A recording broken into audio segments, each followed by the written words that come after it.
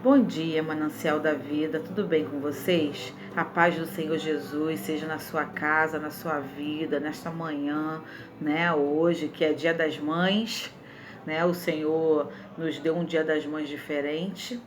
Cada um vai ficar na sua casa, não é verdade? Nós vamos poder nos alegrar como família e nem mesmo como igreja, como a gente tem de costume todo ano fazer. Mas eu estou aqui para deixar uma palavra para o coração de vocês, daquilo que o Senhor tem feito queimar no meu coração nesses dias, a respeito de um homem. E esse homem foi o profeta Daniel, sobre a sua postura, sobre a sua identidade em Deus, do que ele foi, para onde ele foi e não permitiu que as circunstâncias ao seu redor mudassem o seu caráter e mudassem a sua identidade, né? O nome da mensagem de hoje é Em meio às dificuldades, não perca a sua identidade em Deus. Mas eu quero começar não no livro de Daniel, eu quero começar no livro de Salmos. Eu quero ler um salmo, que é um salmo que foi escrito por um exilado que viveu em terras estrangeiras, que sofreu, né, os abusos de seus opressores. E esse salmo ele vai relatar como eles se sentiam lá. O que os seus opressores o pediam e como era o sentimento deles sendo escravos em terras estrangeiras. Salmo 137 eu vou ler ele todo com vocês e depois a gente vai para Daniel capítulo 5, tá bom? Diz assim o Salmo 137: Junto aos ribeiros da Babilônia, nós nos sentamos e choramos com saudades de Sião. Ali, nos salgueiros, penduramos as nossas harpas. Ali, os nossos captores pediam-nos canções. Os nossos opressores exigiam canções alegres, dizendo: Cantem para nós uma canção de Sião. Como poderíamos cantar as canções do Senhor numa terra estrangeira? Que a minha mão direita definhe, ó Jerusalém, se eu me esquecer de ti. Que grude a língua ao céu da boca, se eu não me lembrar de ti e não considerar Jerusalém a minha maior alegria. Versículo 7. Lembra-te, Senhor, dos edomitas e do que fizeram quando Jerusalém foi destruída, pois gritavam: arrasem-na, até aos alicerces. Ó cidade de Babilônia, destinada à destruição, feliz será aquele que retribuiu o mal que você nos fez. Feliz será aquele que pegar os seus filhos e os despedaçar contra a rocha. Aqui é um salmo de um exilado, né? Um salmo anônimo, mas de alguém que viveu esses dias difíceis, né? O tempo de exílio na Babilônia duraram 70 anos. E ele vem relatar como era o sentimento deles lá, o que seus opressores pediam. Pediam que eles cantassem canções alegres, né? Zombando, né? Cantem agora, lembra-te do teu Criador. Consegue cantar canções, né, ao seu Criador, canções de Sião. E eles vão relatar a tristeza que eles sentiam, e eles falavam que eles penduravam as suas harpas, né, nas árvores, os seus instrumentos, e não saía louvor de seus lábios, né? Eles clamaram e pediram para que o Senhor lembrasse de Edom, e o Senhor lembrou de Edom. A gente viu em Obadias, né? O livro de Obadias vai falar da lembrança, né? De que Deus ele tem um controle de todas as coisas e ele não esquece dos nossos opressores. E ele se lembrou de Edom, como eles clamaram ao Senhor. E lá no finalzinho eles vão falar, eles desejam, né, a Babilônia, aquilo que fizeram com eles. E eles vão falar: eu desejo que feliz seja aquele que pegar seus filhos e despedaçarem sobre as rochas, né? Um povo distante, né, da sua família, distante de seus filhos, distante de suas esposas, distante da sua parentela, da sua cidade, um povo cativo, né, trabalhadores, escravos em terras estrangeiras, não tinha força para levantar louvores ao Senhor. Eles só clamavam a Deus, né? E um coração amargurado. E aí a gente se pergunta, né? Como alguém vivendo o que eles viveram. Hoje nós estamos aí em quarentena, 45 dias, 50 dias que nós estamos em quarentena. Tem sido difícil para muitos, né? Viver em isolamento social dentro de casa. Muitos perderam seus empregos, muitos não podem ver os seus entes queridos. No dia de hoje, muitos não vão poder se alegrar com a sua família, com os seus filhos, né? E aí a gente imagina eles vivendo também distante, sabendo que seus filhos foram despedaçados à rocha, que o templo de Jerusalém já não existia mais, o templo do Senhor já tinha sido saqueado, que os muros foram quebrados, que as cidades, os portões foram queimados, e eles não sabiam quanto tempo ficaria, mesmo tendo uma palavra de Jeremias dizendo que por 70 anos duraria o exílio, mas um dia a gente já fica agoniado, imagine por 70 anos. E aí a gente se pergunta, né, como alguém pode cantar louvores ao Senhor na situação em que eles viviam? E aí existiu um homem que não corrompeu o seu coração. Existiu um homem que não permitiu que o medo ao seu redor penetrasse o seu coração e distorcesse a sua visão de reino.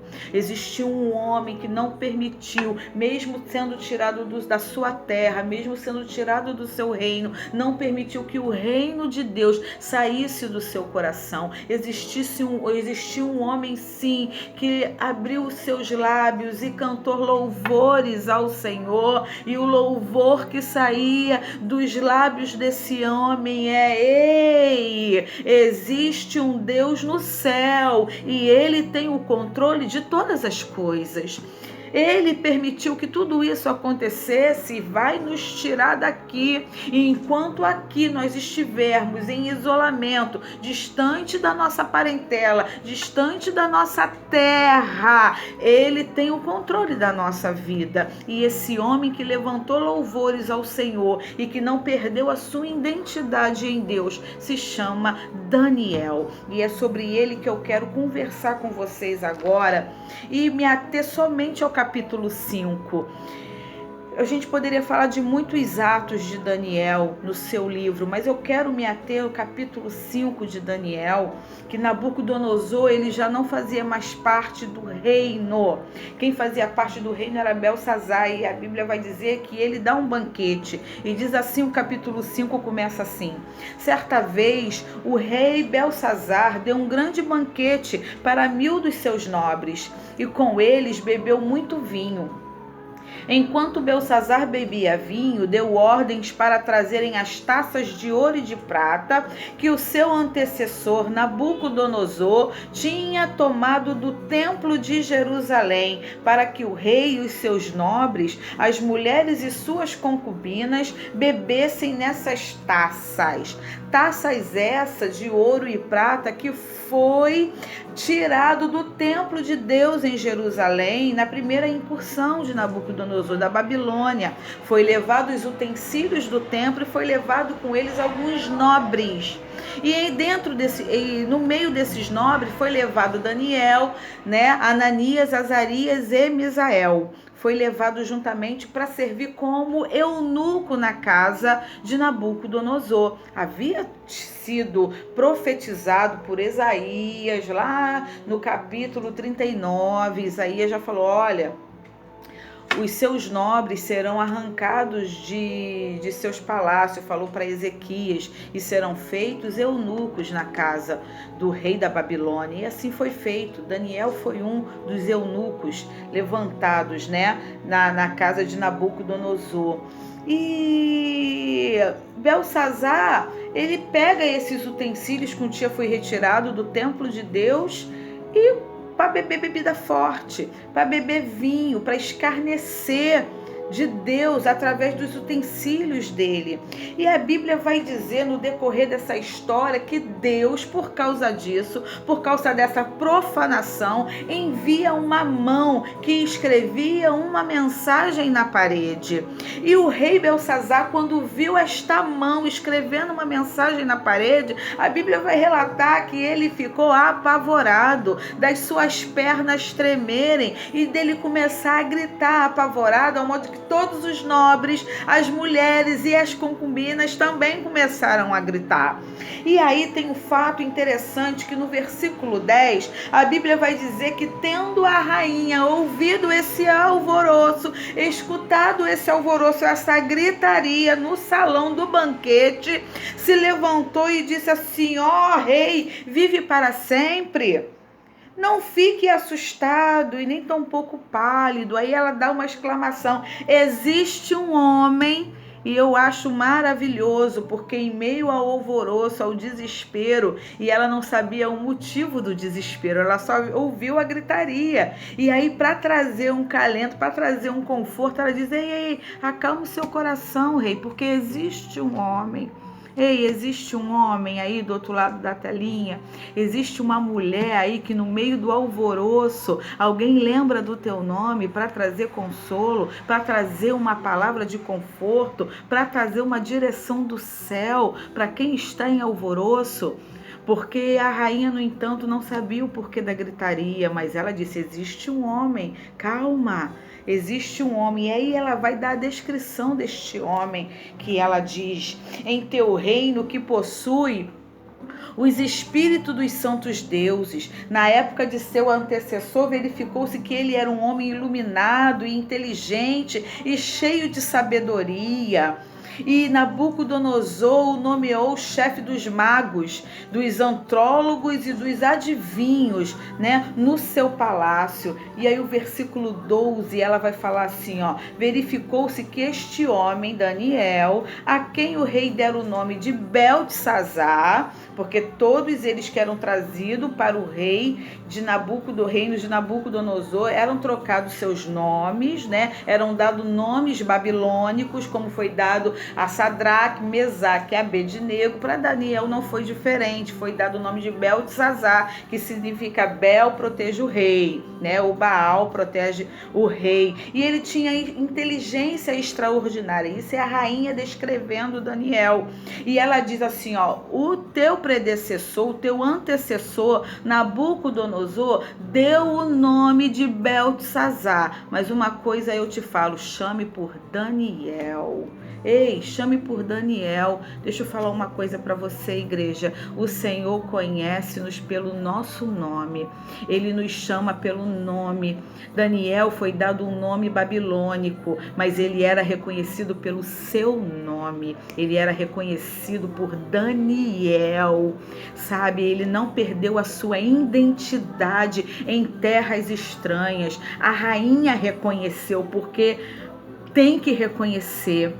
E a rainha falou: olha, teu predecessor, teu antecessor, trocou o nome dele, botou o nome dele de Beltesazar. Mas uma coisa eu te falo: chame por Daniel, e ele virá e dará a descrição correta disso que foi escrito na parede. E assim Belsazar, ele mandou chamar Daniel à sua presença, para que pudesse dar a interpretação daquilo que a mão havia escrito na parede. E aí ele oferece alguns bens para Daniel. Falou: se você interpretar isso que foi escrito na parede, eu vou te dar a terceira posição no reino, que era o que ele poderia oferecer, já que ele era o segundo. Ele só poderia oferecer a terceira posição. Eu te ofereço, vou te dar a terceira, vou te cobrir com um manto vermelho, vou colocar um cordão de ouro no seu pescoço, se você assim o proceder. Aí Daniel, né, porque Daniel não se assenta em qualquer banquete. Daniel não se contamina com as coisas que ele sabe que não é do céu, por mais que o seu coração soubesse que foi Deus quem permitiu que Jerusalém fosse destruída. Foi Deus que exaltou Nabucodonosor. Foi Deus que deu honra e glória a Nabucodonosor. Ele sabia, mesmo ele sabendo que o Deus Altíssimo tinha elevado Nabucodonosor, ele não se dobrou às vaidades do rei, do reino da Babilônia. Ele sabia que não era certo, ele sabia que havia um Deus no céu. Esse era o louvor de Daniel. Ei, existe um Deus no céu que não perdeu o controle da minha vida, ele ainda reina. E ele diz no versículo 17: então Daniel respondeu ao rei: podes guardar os seus presentes para ti mesmo e dar as tuas recompensas a algum outro. Eu não quero os seus presentes, não preciso dos seus presentes, mas eu vou dar a interpretação da parede. Mas uma coisa eu te digo, Nabucodonosor, eu sei quem foi um homem que Deus elevou, a que Deus colocou os reinos sobre o domínio dele. Aquele que ele mandava matar, matava. Quem ele queria exaltar, ele exaltava. Ele tinha poder, porque Deus tinha dado isso a ele, e ele perdeu quando deixou de reconhecer que Deus é Deus. Mas você quem você é, Belsazar?